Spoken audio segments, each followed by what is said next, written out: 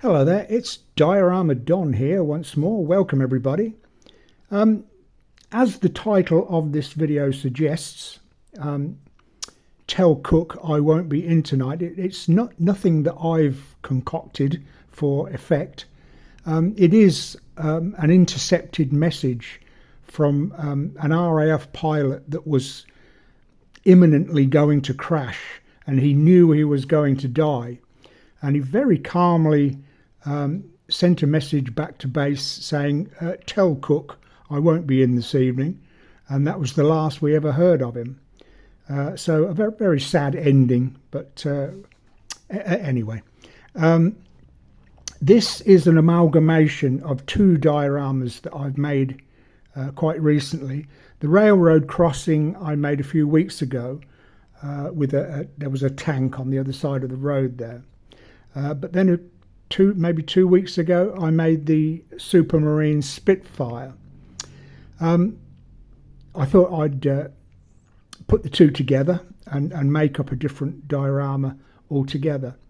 The whole point being that if you wanted to use a model aircraft in a crash like this, rather than buy a very beautiful Airfix or Tamiya plastic kit, spend hours and hours putting it together and painting it and putting your decals on, and then having to rip the wing off and bend the propellers back, you might not be inclined to want to do that once you've finished it. But with my design, which is made, the plane is made from polystyrene and cardboard, it has cost me nothing, absolutely no money at all to make. It's just a strip of polystyrene, and the wings are polystyrene with cardboard support underneath. So I don't mind just ripping the wing off it. It is of no consequence to me because it just didn't cost me anything.